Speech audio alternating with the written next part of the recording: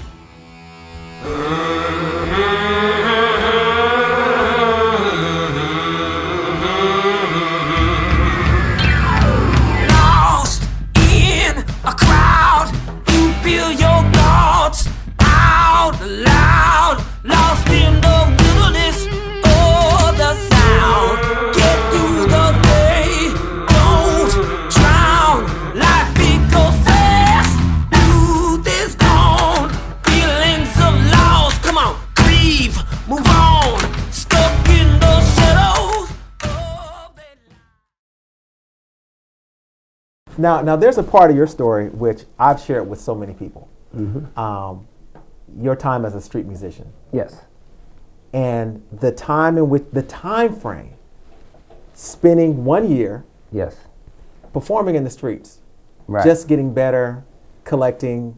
You made some writing. Money, you made some money doing it, writing, yeah. Showcasing your talent and material. Then the next year winning the Grammy. What didn't go quite like that. It didn't quite go like that, but it's like the next year winning Tiny Desk. Tiny Desk. Right, and then Tiny Desk went from a bunch of other stuff, and Empire, and touring with Chris Cornell, then making The Last Days of Oakland, then the Grammy. And then that time as a street musician, right? Yeah. That time as a street musician, I heard you say in an interview that it was a little intimidating at first, like being out there.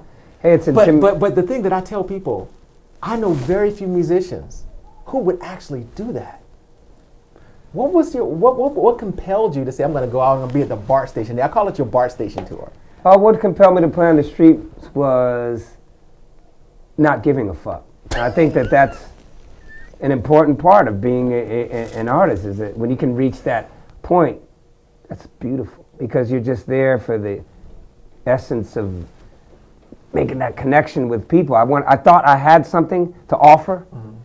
And I think since I was a grown man opposed to a kid, when I was like, I want to have a big deal. I'm going to drive some cars and have some girls and have some drugs and have all those things. When I want to be in strip clubs all the time. You want something, so it's different. But at this age, I was like, I'm not looking for that. I want to see do I have a voice in this village of human beings. And I think I have some good songs. If I play it for my friends, they're going to be like, that sounds good. Okay, keep on smoking or do whatever. Play it for some label, they're going to be like, well, you know what you need to do? You need to take 10 years off your age, and we want this thing that's happening now. This Yeah. So I thought, producer, right? I thought, why don't I let the people be my record company? Why don't I let the people be my A&R people? Let them test market it. Yeah, I just thought, if I think the song is good, let's see how strangers react. Wow. And I think that if you want it, you can go get it. I knew I was just on a mission to do something. And I had a great backing in a collective like Black Ball Universe. I had that support. And they were like, yeah, that's amazing. That's revolutionary. Go play on the streets. And I played on the streets for a year straight. And I learned a lot about, connecting with people and songs. Hey, people will tell you in a minute, amazing. Your song sucks. Walk right past it.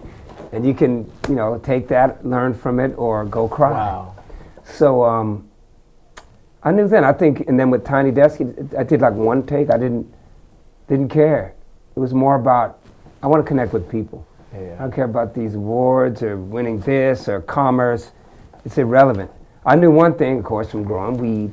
All you got to do is grow some good weed, and the commerce is right there. It's right there. Oh, him. Right. He's got the good weed. That's right. You go down to the dispensary with them pounds, buds like this, crystal, purple, beautiful, frosty. You did your job. Right. The commerce takes care of itself. You have something of value that other people want. Yes. And I think when you can be forthcoming, try to be as genuine as you can, and try to connect with people, man, you have something. Mm-hmm. And you tell your story, because you know what? There's only one you. Right. And it's that story that I'm hearing time and time again. They're like, wow, this guy is saying something in his music. You have a song called The Working Poor. Working poor. That'd be all of us in this room. And it's so profound. When I first heard it, I was like, wow. This song applies to so many people. 98%. And it's the state that we live in. We love it. You know? I feel like we love it. I feel like that consciousness, that awareness that you bring to that topic, I thought it was very, very powerful. And then you did another song called The Pines, right? yes, which is a kind of a cover of 50%. I kind of changed it, put on a bridge, and changed but the lyrics. message, the message. yes, and the timing of the message too. What's important? We got to do that, right? I mean, what are you doing? Yeah. Again, the word is contribution. You know, I Right. felt like that in the Pines. There's a lot of, we never think about how strong women are. Right. We never really think about it. And I learned from watching. Unless you see them give birth. Oh yeah, I've seen that. Yeah. And yeah, that's huge. Right. But you know the thing about it is, you see them give birth, and I remember you see them bury the children that they gave birth That's to. another time. And I watched my mother do it. I watched my aunt do it. I watched my best friend growing up doing it, and it was all because of gun violence. And I always thought when I was young, I was like, wow, man, they got to make dinner, make sure we're all right, and they're burying the children that they gave birth. that they gave birth to. And I thought, wow, as an artist, these are the things I want to talk about. Yeah. And you can pay tribute to people, and it's amazing and beautiful and Yeah. rewarding and healthy spiritually. Right. And working poor, yeah, those are observations. I think the last days of Oakland was very observationalist. Yeah. If that's a word, observationalist. Well, it was an observationalist album. I was just looking around, and that's from playing on the streets. So, and it's this message, the messages in your music that are positioning you to be this leader, this Renaissance guy, you know. And I'm, you know, and oftentimes, you know, I heard someone say that leaders don't choose their followers, followers choose their leaders. And typically it's because they got something to say. They're giving people some perspective, framing possibilities. And in your music, I see that, I hear that. And so when people talk to me about you, they're like, well, here's a guy, he's got something to say. And you look around at so many other contemporaries, and you're like, wow, what happened? Everyone's talking about, singing about the same thing, and you're not. Is that something that you intentionally, deliberately planned? You know, I don't know. I think that what I deliberately planned is what I've been saying is that I wanted to give up the idea that you can do everything by yourself. I wanted to do it with a collective, so that I know that whatever I was saying, whatever I was writing, that I wasn't the person 100% in control. I wasn't the authoritarian figure. I had to go through channels. Just like with Tiny Desk, it was a vote. I voted not to do Tiny Desk. I was wrong. I won Tiny Desk. But that was my vote. I was like, hell no, we're not doing Tiny Desk. So I learned, you know, giving up this power, this that we think that we have that's so important, and learning to invest in people. So if you were working alone, I was working and then alone. the Tiny Desk I'll be a competition, disaster. and the Tiny Desk competition came up, Mean and you read and about shit. it, you'd be like, ah, hell no, I'm not going to do that. I just you know. And look meet how people. pivotal that was. Oh, that was very pivotal. But it's a great example of, you know, the reasoning of why I made the choices that I've made. Is that we need to, you know, share the power. And one person without the power isn't good at all. Yeah. And when we do that, when we make that step, when we make that decision, it's better for us. So we look at fantastic Negrito in terms of his career projection. I mean, and it's a story. So much stuff is out there, and Right. When people Google you, they can look at the interviews and hear about the car accident, how that changed your life, having a son, becoming a father, how that changed your life. What's the next thing for you in terms of your vision for the future, where you want to see yourself in 5 years? Well, I try to take it one step at a time, but the most important thing is just to keep creating compelling, interesting art form. That is so important to me, and that's my source of enjoyment and happiness and fulfillment, and to hopefully keep inspiring other people to do the same, and to keep joining forces with people who have no fear and are ready to do the work, because it's about doing the work. Right. And the work is hard. But we have formidable opponents out there, and so I think like this next album I'm working on has a lot of teeth. opposed to the last days of Oakland, which I feel like was very much just observing things. And I feel like, especially in the last couple of years, what we've been confronted with, the return and the rise of so much hate and bigotry and racism and police brutality and you name it, abuse against women and sexual harassment. You down the list, you can just check it. Everything is back. And it's popular to, show a lot of hate and contempt for people. And so I think artists now, we need some teeth. Because I think hate and Nazis and bigotry, I think they respect a little bit of force. So I think this next album, I think I'm going to call it Please Don't Be Dead. And it has teeth. Please Don't Be Dead. Yes. Okay. Please Don't Be Dead. Any anticipated release date? I think it's for the summer, but okay. I'm sure people will hear stuff before then. Okay. So you have this philosophy, which I've heard you say in a couple of interviews, which I really love. You say, turn the bullshit into good shit. Yeah, and I actually recorded that finally. People were, because I would always do that at concert, take that bullshit and turn it into good shit. Right. And I finally recorded it actually the other day. So it's actually a song, not just a philosophy. Which actually it's a song. Yeah, I do it at all the shows. Like at the end, take that bullshit, turn it into good shit. Take that bullshit. And so people love it, and I thought, let's record it. Sound like something Sly and the Family Stone would have did back then. Slide, all that good stuff, all that call and response. Black Roots music, that's where it all comes from. Yeah, and we try to pick it, turn it into something great. Right, and so that album will have more collaboration from people based in Oakland. Are you gonna?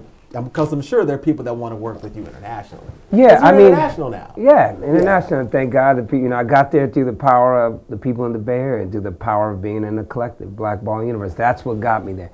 The people, I had to get past the Bay Area first. Right. And I always knew that. I was like, these people, they have some of the highest standards in the world. You want to talk about people that don't give a fuck? Try playing for people in San Francisco, because they are off to have their latte. Right. But they were amazing, and they supported me, and I don't ever forget that. But it's going to be a great album. I can't wait to release it. I'm having a lot of fun doing it, and I feel like we need it just as artists, as a people, because again, that's my weapon. I see this hatred, I see this negativity, I see these people trying to kill what America really is, which is a country of immigrants. I remind people that all the time. Everybody came from somewhere else. And we came here and we contributed something amazing to this great idea called the United States of America, and may it live on forever. But through love, through tolerance, through acceptance, and through art. And that's our job, that's our responsibility, and I love it. Yeah, that's the therapeutic aspect of it. Yeah, of course. I have to ask you just one more thing, which when I reflect on conversations that you've had with others, we're in this space now where a lot of people want to do DIY, and clearly your story has so many lessons about how to be a successful DIY musician. What is your take right now? Well, hold up. What's DIY? I'm do trying it to yourself. be. Okay. I'm trying to be cool. Like I know that. Okay, do it yourself. So the DIY musician, right? You are that. You've done that. Well, what do you say to people who are like, DIY is just really hard, and it's just like, man, it's not as easy as people said it was gonna be. Clearly, there's something that fantastic Negrito is doing. There's some formula that he's following, but you didn't follow a formula. Well, I can answer that in two ways. I can go back to take that bullshit and turn it into good shit. That's a great formula, because the things that are negative and the things that are stopping you, the things that you may see as a deterrent, you can use that as your fuel. You process those things into working, productive fuel for you. The second thing is do-it-yourself. There is not really a do-it-yourself. The do-it-yourself means that you are trusting and empowering and helping other people. And you join an amazing force. That's what rich people do. That's all that they do. They sit down, I want to build 20 condos, Bill. Okay, Rex, what do you think? Hitting the golf course. Sure, well, I'm going to need this money. Okay, fine. Okay, I'll help you. You're going to help me. And you go there and we're going to get it done. My final question for you. 10 years from now, when you look back, what do you want to see? I want to see progress. I want to see Black Ball Universe as a home for artists that are fearless, that are making a difference in the world. That's what I want to see. I want to see a lot of progress. I didn't start Fantastic Negrito for myself. You know, the idea of Black Ball Universe is that we would all create something that is amazing in the tradition of the Bay Area through art, music, and film. True story is before I was Fantastic Negrito, I'd gotten a few artists together and I thought, we're going to start this kind of label thing, but they all thought I was crazy, basically. And they're probably right, but they didn't like the idea of like, you got to rewrite stuff. Man, I'll work on a song for a year. I mean, I call my room the 90% fail rate room because 90% of the stuff doesn't make it. And you have to be able to want to grow and want to be excellent. And I know that we're from that tradition in the Bay Area and in this country. It's an excellent tradition. And we come from such a deep, profound tradition of music that a lot of people, man, paid a lot of debts and a lot of dues, and a lot of this music that came from Mississippi, all those people died broke. And there's a lot of people that make money off that music. Right. And me being even one of them now. Now it's, we got to give back, and we have to educate, and we have to enlighten people and be a place of love and harmony and peace, no matter who you are, what color you are, what race you are, what gender you are, what your sexual preference is, what toys you like, whatever. You want to, you know, that this is a community and a tribe and a place of love, and it helps all of us. The more diverse we are, the more powerful we are. Gotcha. And let's speak Spanish, and let's speak French, let's speak Swahili, let's do it all. Let's be incredible. That's right. Yes. And all of that is happening right here in Oakland. It is. And we can do better and we can do more. Because in Oakland, you drive and you go near the freeway and there's a lot of homeless people living in tents, and that is unacceptable. Fantastic, Negrito. Thank you, sir. so much, my brother. Thank you very much Appreciate for your having time. me. Appreciate it.